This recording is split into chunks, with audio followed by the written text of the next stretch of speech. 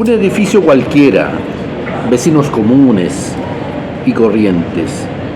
Una idea simple, cuidarse entre todos. Pero lo que comienza como una cruzada vecinal por la seguridad se va torciendo poco a poco. Entender el miedo, sus límites y consecuencias es muy importante. En la obra se podrá ver el miedo y cómo esa excesiva obsesión por la seguridad lo que hace es dejarnos sin libertad. Lo que antes era una comunidad libre, ahora se convierte en una mutua vigilancia, en una pesadilla de control. Cámaras por doquier, chismes y miedo, mucho miedo. Eso es la obra Vigilantes, escrita por Juan Pablo Troncoso y dirigida por María Figueroa, que se presenta en la sala Patricio Banster de Matucana 100. Para conocer los detalles de esta obra, vamos a conversar con la directora de la obra, María Figueroa. María Figueroa, bienvenida al programa Ciudad Teatral. Muchas gracias. ¿Cómo estás? Bien, con mucho calor, pero bien. Supe, María, que se accidentó en el estreno un actor. Sí. ¿Cómo fue eso y cómo está él ahora? Él está bien, está haciendo quime, se le luxó un hombro en mitad de la obra y como es él, loco, apasionado, siguió. Pensó que dijo, bueno, ya estamos aquí, sigamos. Y yo noté algo raro como en la mitad, como que lo vi ahí, me habían mandado un mensaje diciéndome al Linus se le salió el hombro y yo dije, bueno, no sé si es que le pasa habitualmente, conozco gente que se pone el hombro, como siguió, y después lo veo medio adolorido en la última escena y dije, no, esto está más heavy de lo que pensamos. Lo llevamos al hospital y claro, era una luxación y tuvimos que suspender funciones todo ese fin de semana y preguntarnos como compañía qué hacemos, seguimos, no seguimos, como muchas preguntas y decidimos seguir. Tomó el Camilo Venegas, que es el asistente de dirección y sonidista, tomó la batuta y se hizo un toro, como se dice en el teatro, así en 4 días sacó la obra, sabía todos los textos, o sea, fue muy rápido. Así que con él estamos ahora. ¿Y cómo está Linus ahora? Linus está bien. ¿Está bien? Está bien. Al día siguiente ya sin dolor, pero claro, tenía que estar con reposo 2 semanas sin mover, ahora está de a poquito moviendo el hombro. Así que recuperándose. ¿Ya no termina la temporada él? No. ¿No puede? No puede, no. Por su cuidado tiene que mantenerse ahí. Por la exigencia de la obra. Claro, también, y porque le puede volver a pasar y no es la idea, porque puede ser cirugía, no sé, como una serie de cosas que es mejor cuidar. ¿Y qué va a pasar con él como actor? No, él sigue, él es parte No, pero que siempre ha tenido ese problema. No siempre. Le pasó ahora como por un mal movimiento y nada, o sea, él es una persona de hecho que se mueve mucho, al gimnasio, hace teatro con la Pato Gallina, entonces es un teatro súper físico. Sí. Y nada, a cuidarse un tiempo, una semana, okay, y a seguir. Okay. Sí, y él es muy actor, entonces no va a permitir que esto pase más rato. ¿Puedes contarnos un poco del nacimiento de esta compañía? Sí. Frente Teatral nace en el 2022 por un deseo de poder trabajar con ex compañeros de la Escuela de Teatro de la Universidad Arcis. Y bueno, ahí mismo ese año postulamos Fondar y lo adjudicamos, con ese pudimos hacer nuestra primera obra, Mediocres, y desde ahí que estamos trabajando juntas. ¿Quiénes integran la compañía Frente Teatral? Somos un montón de gente, está está la Victoria Iglesias, que es la productora, el Camilo Venegas, que ahora actor de reemplazo, sonidista, está en la asistencia de dirección, Rodrigo Florechay, actor, Valentina Torrealba, actriz, Débora Carrasco, actriz, el Linus Sánchez, actor, el Tomás Ahumada, actor, Mario Campo, actor. Luego en el mundo técnico tenemos al Julián en el multimedia, tenemos al Gonzalo Alfoca, que le dicen en sonido, al Javier Pavé en diseño, Nico Jofré se sumó ahora en la parte de iluminación, el Juan Pablo en la dramaturgia y yo en la dirección. Somos en total, bueno, y ahora está Adrián Valls, que es el diseñador, pero también hay una parte de la obra donde utilizamos drones y él es el que se preocupa de toda esa parte técnica de los drones. Somos como, en total... Como casi, 15. Sí, más o menos. ¿Y el dron anda arriba al interior de Patricio Munster? Sí, esa es una de las sorpresas que tenemos, pero sí, aparece en la mitad de la obra. En un momento son drones indoor, entonces pueden estar en un espacio de menos altura, no hay ningún problema, son muy livianos, entonces, claro, ahí tenemos esa parte. Como sorpresa. Como sorpresa. Hoy esta obra Vigilante es la segunda de la compañía, Sí. ¿cierto? La primera fue Mediocres, que tenía que ver con la manipulación mediática Sí, al interior de un canal de televisión, claro. ¿cierto? Ya. La línea de trabajo o la editorial de la compañía tiene que ver con indagar en los problemas sociales comunitarios, más que personales. Sí, totalmente. Es algo colectivo. Es no sé, por ejemplo, Mediocre es la pérdida del control, Invigilante el excesivo control, pero siempre desde algo colectivo, algo que se impregna en un grupo. Ya sea en Mediocres, por ejemplo, un efecto dominó de este canal que cerraba y de poder sacar adelante esto, y en Vigilantes estas ganas de controlarlo todo, de estar ahí vigilantes, y este efecto dominó que tienen los vecinos y en toda la comunidad. Entonces sí, es algo más colectivo que individual.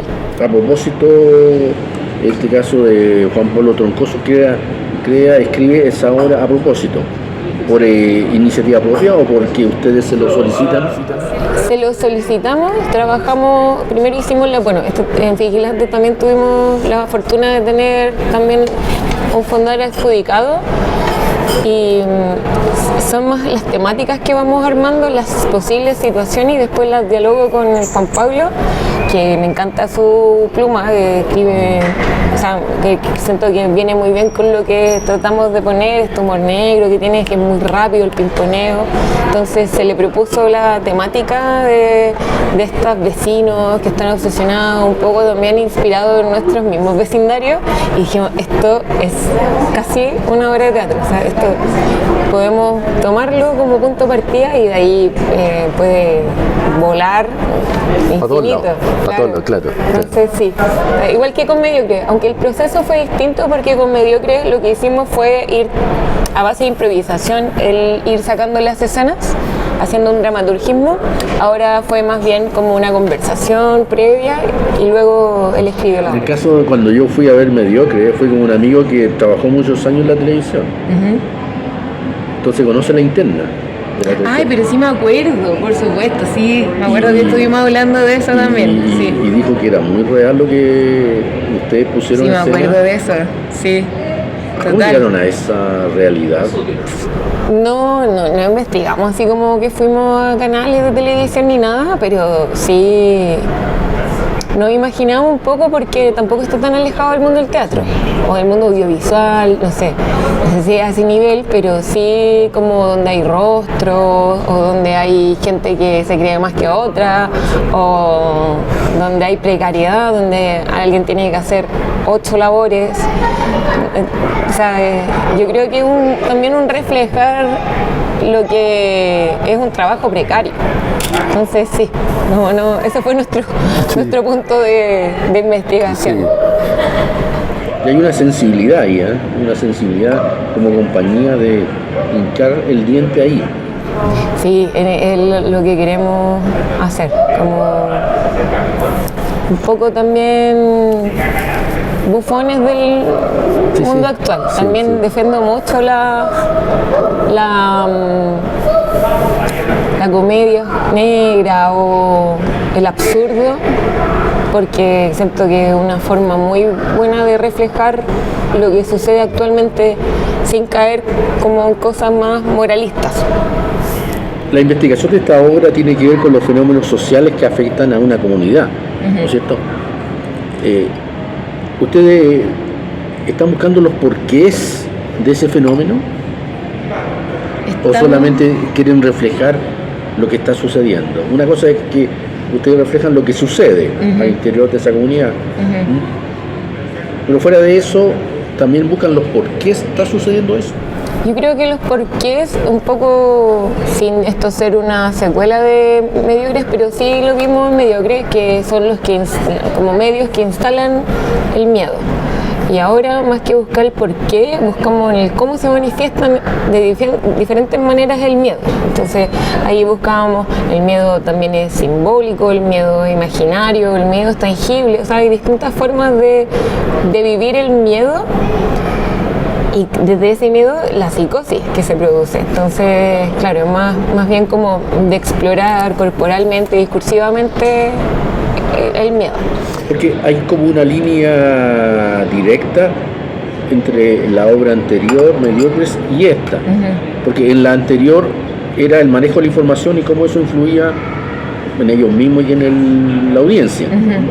Ahora es el miedo que viene de algún lado, ¿no es cierto? Y se instala en la comunidad. O sea, ahora en la obra anterior era quién estaba generando esa información, entre comillas, falsa, ¿no es cierto? Los fake news. Y cómo lo iban lanzando. Sí. Ahora es el efecto que genera esa información. Claro, sin ser explícito, igual en algún momento aparece una noticia y está el personaje anterior, el Patito de la Masa, dando esa noticia. Pero claro, es más este miedo que se construye en el imaginario y que de ahí hace todo este efecto de expansión hacia los demás. O sea, y lo veo en mis vecindarios también. O sea, como una vecina que escriba, no sé, hay alguien mirando raro afuera y ya empieza a generar una sensación de quién es ese alguien. Sí. Entonces, y ese alguien, no sé, me pasó una vez, de hecho, mi vecina como hay alguien afuera mirando la casa y era, no sé, un amigo, y era como... Claro, todo el mundo empezó como a alterarse y sobre todo como post pandemia o durante la pandemia eso estaba súper arriba. Entonces, claro, es un miedo que es imaginario también, que la imaginación da para mucho, entonces sí. ¿Cuáles serían los referentes de esta historia? Los referentes de la historia... de Vigilantes. Bueno, mi edificio, un saludo a mis vecinos, los edificios, los chiquillos, o sea, como un poco el cotidiano, nuestra día a día. Nosotros mismos también, como en esos momentos en que nos vemos como sospechando o viviendo un miedo que a veces no es, como muy alerta. Entonces, claro, un poco el cotidiano, un poco también el ver noticias y ver qué pasa en las noticias, qué se dice en las noticias.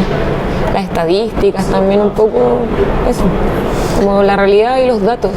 Porque también está la novela de George Orwell. Ah, bueno. 1984. Pero en verdad hay una que sí fue más de nuestra referencia, que fue La Niebla, de Stephen King. Un libro y una película. La Niebla de... Están encerrados en un supermercado y algo pasa afuera y no pueden salir porque esa niebla provoca que muera la gente. Entonces empiezan a generarse distintos como situaciones donde la gente empieza a llevar el poder y a llevarlo mal y que así se forma una secta y más o menos eso es lo que ocurre aquí también. Sí, y de como de Orwell, Claro, o sea, es como ficcionar este mundo, esta distopía media también sin futuro, sí, súper orwelliana, sí. Porque esos referentes aquí son reales. Sí, total. Totalmente. O sea, lo vimos. Sí, total. Totalmente. O sea, lo vimos. Sí. Sí, lo estamos viviendo. Constantemente. Sí.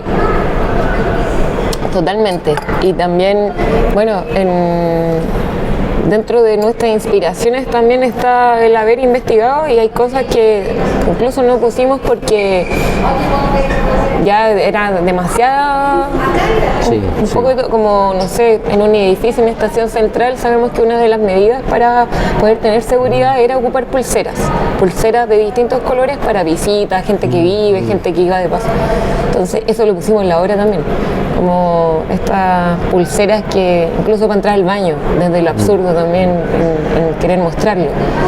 Pero claro, por querer conseguir libertad se consigue cortar la Sí. libertad.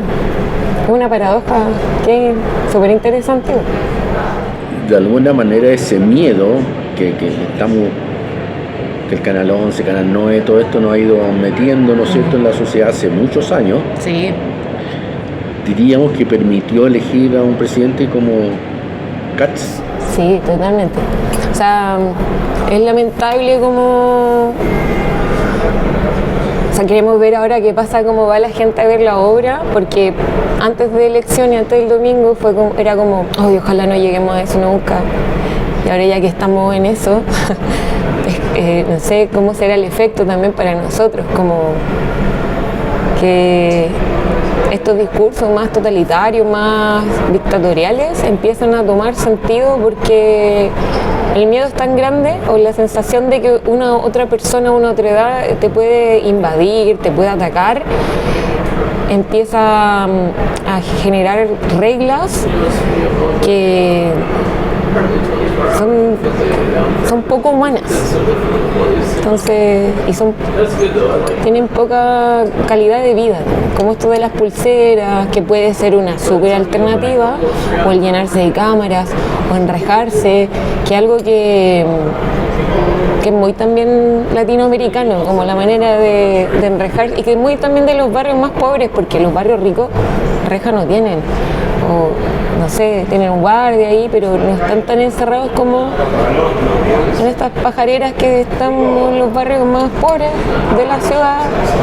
Entonces sí, es lamentable cómo va ganando territorio, sobre todo en ciertos sectores. Finalmente los artistas como tú, creadores, siempre son anticipatorios, son premonitores. ¿Cómo ves el mediano y largo plazo de este país con este nuevo presidente? Yo creo que, no sé, ¿Y cómo lo cómo eso lo llevarías a escena? Esa premonición, esa anticipación que tú estás viendo. yo quiero, como desde el domingo pensé en querer hacer relatos que sean esperanzadores. Como dije, ya, como mediocres con Vigilante, estamos como en un sin futuro, un poco también terminar mal. Y dije, hay que generar relatos esperanzadores. Creo que lo que se viene va a ser duro para varios sectores, el sector de la cultura, como mujer también lo veo, como educadora. Entonces sí va a estar difícil, pero también creo que es una resistencia que necesitamos. O sea, no digo que lo merecemos para nada, no creo que merezcamos un presidente así, pero sí creo que hay que estar súper vigilante o alerta de defender los derechos sociales, de defender lo que se quiera quitar. Un poco también tenemos que ver el ejemplo que tiene Argentina. Y si bien estuvimos en un periodo donde hubieron menos movilizaciones estudiantiles, menos movilizaciones sociales, no hay que perder ese ímpetu de cambios, de seguir generando cambios. Entonces creo que incluso esta resistencia podemos sacar algo a favor y estar muy muy atentos a que no un paso atrás con nuestros derechos sociales. Entonces, espero que se pase rápido también. 4 años nomás. Pero también creo que una ola que iba a venir sí o sí, ya sea en este momento o las próximas, pero ya es una ola que venía desde Europa para acá, todavía no la agarrábamos, pero también como viene se va. Entonces también el efecto de reacción ante los movimientos sociales, ante los movimientos feministas, ante los cambios, ante los gobiernos de izquierda que teníamos hace pocos años en Latinoamérica, por lo menos. Entonces es una reacción que iba a pasar, o sea, totalmente. No me sorprende. Yo sé que a mucha gente tampoco le sorprende.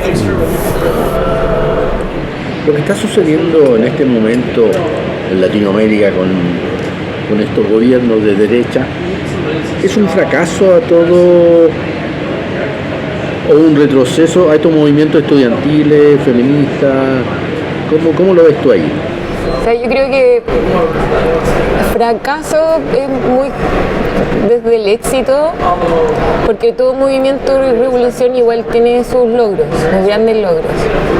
Sin duda no ha sido un fracaso, pero sí es un momento de repensar cómo llegar a la gente, de cómo poder convencer a la gente, cómo poder también ganarle a las redes sociales. Eso yo creo que es nuestro gran enemigo como personas que exigen verdad. Las redes sociales y ahora con la inteligencia artificial es muy peligroso, o sea, pueden venir a instalar mentiras muy fácil. Ya lo hicieron ahora, entonces creo que no sé por qué hay una parte de mí que dice hay que volver a lo análogo, como volver a eso, y porque la inteligencia artificial, las redes sociales ya no la vamos a poder ganar. O sea, son grandes poderes los que están ahí, aunque suene conspiranoico, pero son grandes gente que invierten dinero, gran parte de las campañas están metidas en redes sociales. Entonces hay que darle vuelta a esto de alguna manera y tratar de convivir con ellos. Llegó y no se va a ir. Claro, hay que buscar nuevas formas, como totalmente, aunque suene cliché, pero hay una teórica feminista que me gusta mucho en su pensamiento de ficcionar nuevas realidades, nuevos futuros posibles. Porque pensar en el desastre es fácil, pero pensar en una alternativa distinta requiere más trabajo hacer. Es lo que tenemos que empezar a hacer, ¿no? Cambio climático, social. O sea, ustedes lo que hacen en el frente teatral, en el fondo, ficcionar futuros posibles también. Exacto, desde el desastre, pero sí, desde el humor también. Sí. ¿Por qué el humor? Yo soy fiel defensora del humor. O sea, para mí yo me vinculo con la gente desde el humor, desde poder distender conversaciones, situaciones agrias, así, y creo que estas cosas merecen humor, porque si no es para llorar. O sea, como esto mismo que pasó el domingo, ya como le damos una vuelta. Y también por una cosa de democratizar. El humor creo que es democrático, llega a mucha gente, de todas las formas posibles, de distintas capas. O sea, nuestra obra igual tiene varias capas donde se puede agarrar el espectador, la espectadora de donde quiera, pero el humor es universal, entonces eso es algo que defiendo. Me llama la atención de que las obras de ustedes siempre está en un extremo, Sí. no hay como término medio, no hay grises. No. ¿Eso es a propósito? Sí, sí. ¿O es lo que siempre ustedes han vivido? Dictadura, Claro, izquierda. también es como nuestra generación un poco, pero también siento que es interesante en esos momentos donde está esa pulsión casi al punto de explotar, aparecen cosas humanas que o te sorprenden para bien o te sorprenden para mal. Entonces, poner a los personajes en situaciones límites también hace que aparezca lo netamente humano de ellos. Lo terribles que pueden ser o lo bondadosos que pueden ser. Entonces, por eso me parece entretenido trabajar con estas situaciones límites. Tú eres actriz, Yo soy actriz, pero estás dirigiendo. pero estoy dirigiendo. ¿Dónde sí. te sientes más cómoda? Ay, qué tan difícil. Me siento más cómoda haciendo clases. Creo que es un espacio mucho más sano. Dirigiendo, he hablado con estos colegas que igual es poner como todo, estar abierto así de seso entero, porque es poner un punto de vista personal, es poner también la imaginación. Y de actriz es un lugar de creación que es mucho más amable, entonces, pero más, o sea, donde me siento más cómoda creo que siendo actriz, pero donde me gusta más es siendo directora. Ahora, es incómodo, uno no sabe cómo va a reaccionar la gente, si va a gustar o no va a gustar, si va a tener proyección o no, o sea, un sinfín de preguntas que como actriz no me lo hago, estoy viviéndolo más, pero me gusta mucho dirigir, me gusta crear. Sí. O sea, tu camino va por ahí. Sí, soy creadora. ¿Qué es lo que viene después de esta obra Vigilante para la compañía, para ustedes? Bueno, seguir presentando Vigilantes, esperamos también seguir presentando Mediocres, estar un poco en esa el próximo año y ya tenemos un tercer proyecto que estamos empezando a gestar, a pensar y esperamos que si no es el otro año, el 2027 ya poder estar. ¿Y se puede saber de qué va ese tema? Sí, pues se llama, bueno, por ahora se llama Vera y es sobre un sistema de realidad universal que se maneja a través de algoritmos. Entonces, cómo distintas personas empiezan a ver en sus algoritmos y empieza a cambiar su percepción de la realidad a través de lo que ven en el dispositivo. Que un poco también el hecho de la posverdad, ¿no? Como hay gente que reniega de la dictadura militar porque en su celular le dicen que no pasó nada y eso es lo que creen, porque salió aquí. Y ahí entonces esperamos desarrollar eso que igual es un poco ciencia ficción, un poco también ficcionar esto. Espero que se termine más positivo. La primera obra hay un componente de mucha realidad, en la segunda también. Y en el caso de la tercera, ¿cuál vendría siendo el punto de apoyo? ¿Punto de apoyo siempre de ficción o de realidad también? Parte de la realidad y de ahí a ficcionar. O sea, es algo que también veo, no sé, como mis papás ven un video de inteligencia artificial y no saben, o sea, no es que no sepan, no distinguen si es real o no. Como, mira, este niño que está haciendo, es como, no, esto no es real, no, pues cómo no, si está acá. Entonces, claro, algo que muy pronto también me va a pasar a mí, como digo, y a todos, de no saber si lo que estamos viendo, y ahí ya está pasando, si lo que estamos viendo es real o no.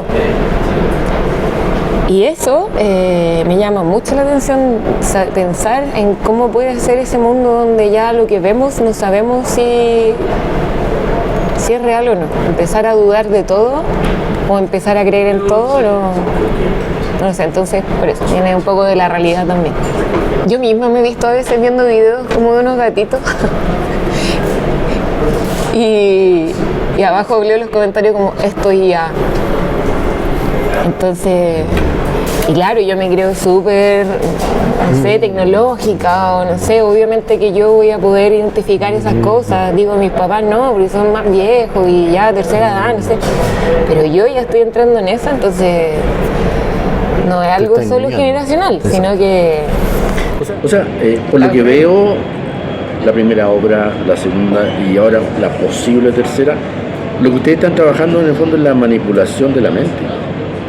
Sí, puede ser, totalmente, sí. O sea, primero es como... ¿Cómo nos mienten? Claro, como los medios de comunicación Manipulan esta información. Ya. En la segunda obra es los efectos de esa manipulación en una comunidad, ¿cierto? Y la tercera es, estoy suponiendo, estoy ficcionando, la tercera es cómo la mente va a entrar en esa realidad. Sí. Que va, en el fondo es como va a entrar en esa realidad virtual, por así decirlo. Claro. O sea, están trabajando ustedes.